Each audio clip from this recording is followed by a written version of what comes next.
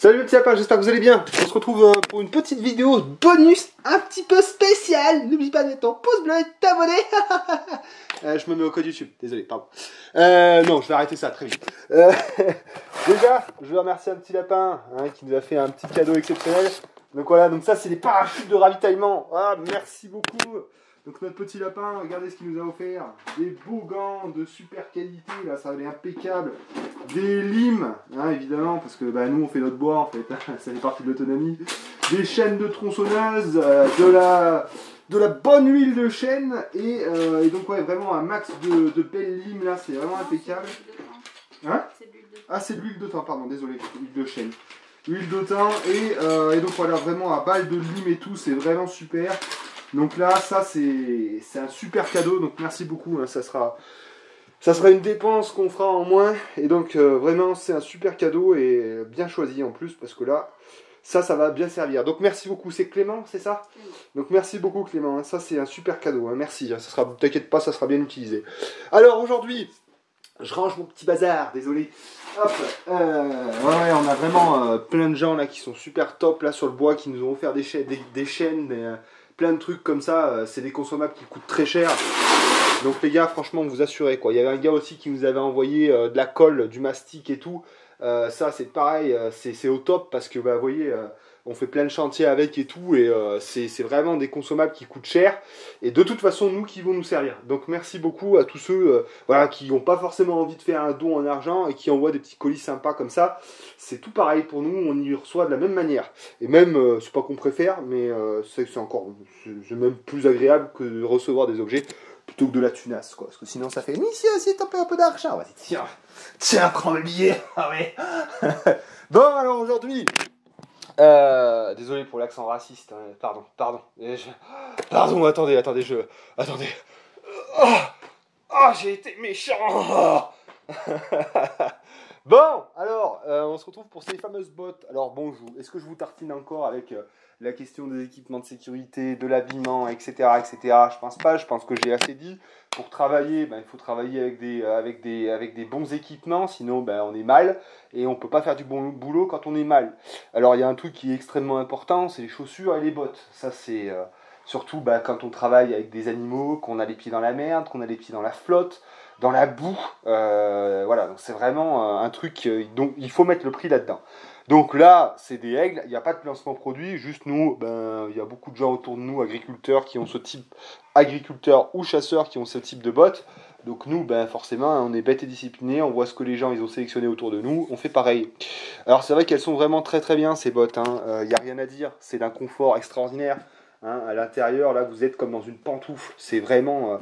il n'y a rien de mieux, quoi, parce que bon, les bottes d'entrée de gamme en caoutchouc, c'est hyper raide, rigide, on n'est pas bien dedans. Là, vous êtes dans un salon, vous mettez les pieds dans un salon, quoi.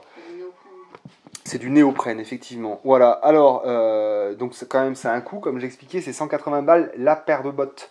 Oui, c'est un gros budget, mais bon, c'est pareil. Après, là-dedans, on n'a pas froid, et on est dans des conditions optimales, quoi. Donc, faut y mettre le prix. C'est toujours pareil, si on veut être bien, on met le prix. Donc, ce qu'il faut faire aussi, c'est avoir plusieurs paires de chaussures. On ne peut pas mettre ça tous les jours, sinon on va vraiment les fracasser. On a une paire de chaussures de sécurité pour travailler, on a une paire de bottes comme ça pour faire la cure et les travaux, etc., etc. On a des bottes aussi de sécurité pour les travaux de terrassement. On a différentes paires, qui servent à différentes applications. Je dis ça pour Agnès parce que je la vois toujours avec des fois elle vient sur le chantier avec des Converse. Autant te dire qu'elle serait venue pieds nus, je dirais la même chose. Je te l'envoie chier comme une merde. Bon. Donc voilà. Donc ça, par contre, il y a de l'entretien. C'est comme tout, il y a de l'entretien. En particulier sur celle-là. Et je vous dis, quand on a mis 180 € dedans, on n'a pas envie que ça fasse qu'une seule année. Et d'ailleurs, là, il y a un manque d'entretien, je vais vous montrer pourquoi.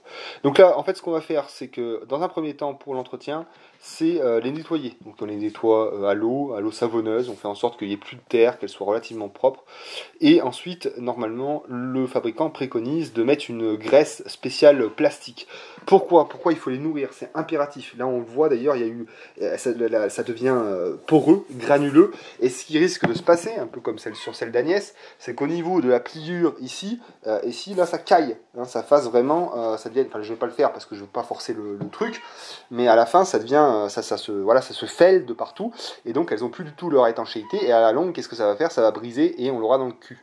Donc voilà, donc ces bottes, elles ont 2 ans, donc il est impératif, d'ailleurs il faudrait le faire beaucoup plus souvent, mais bon là c'est l'occasion, on va les nourrir. Donc là, normalement, comme je vous l'expliquais, le fabricant il préconise un produit. Nous, on a de la graisse de phoque en stock, donc on va les graisser à la graisse de phoque. Je vous montrerai un petit peu après. Bon, il n'y a pas besoin d'être sorti de Saint-Cyr pour étaler de la graisse de phoque, hein, ça devrait aller, je pense. Et donc, ça, c'est de la graisse pour le cuir. Hein, j'avais ça pour mes Rangers, c'est une autre histoire. Alors, sinon, après, qu'est-ce qui se passe? Donc, ces chaussures-là, au bout d'un certain temps, elles sont remisées, hein, parce qu'elles sont beaucoup trop chaudes pour la période estivale. Hein, c'est pas possible. Hein, ça, c'est vraiment hivernal, automnal. Donc ça, après, on les range proprement, donc comme c'est indiqué dans la notice, hein, on les nettoie bien, on les stocke graissés dans leur boîte d'origine, dans un endroit frais et sec, à l'abri de la lumière, qu'elles ne prennent pas les UV. Et donc là, on est en mesure de les faire durer le plus longtemps possible. Voilà, donc ça, c'est des super bottes qui nécessitent quand même une attention et un soin particulier pour qu'elles gardent leur performance et leur durabilité. Voilà. Vous voyez, par exemple, les bottes de terrassement, ça va plutôt être ça. Donc là, par exemple, il y a de la négligence absolue. Quand on aura notre atelier, on se fera un petit vestibule. Et donc là, c'est différent. On n'est pas du tout sur la même matière. Encore que celles-ci sont vraiment pas mal. Les Dunlop, elles sont quand même très bien. Si, oui, t'as raison, c'est peut-être une néoprène à l'intérieur. Donc c'est pareil, là, il faudrait faire le même entretien. Ça, c'est de la merde, quoi. J'ai fait de la merde. Et donc, par contre, elles ont la particularité d'être coquées. Le micro est un peu long. Donc voilà, donc c'est toujours pareil, le bon outil pour la bonne application. Et ça marche pour les gants, ça marche pour les pantalons, ça marche pour les chaussures, etc. etc. Voilà, allez, je graisse ça tranquillement, et puis je vous montre un petit peu ce que ça a donné derrière. Voilà, allez, c'est parti. Voilà mes petits lapins, donc on vient juste de terminer, donc c'est pas très compliqué, hein. On prend une chaussette comme ça, parce que je l'ai pas dit, et puis il y en a certains qui vont être perdus, j'imagine. Donc du coup, on prend une petite chaussette un peu morte. Et puis là, maintenant, j'arrive plus à l'ouvrir. C'est pas très grave. Donc de la graisse de phoque, comme j'expliquais, on vient prendre une bonne quantité. Et ensuite, eh bien, on va bien l'appliquer partout. Hein, et on graisse et on insiste bien sur les endroits justement où il y a une pliure à chaque fois. Donc là, on va bien en passer là, etc. etc.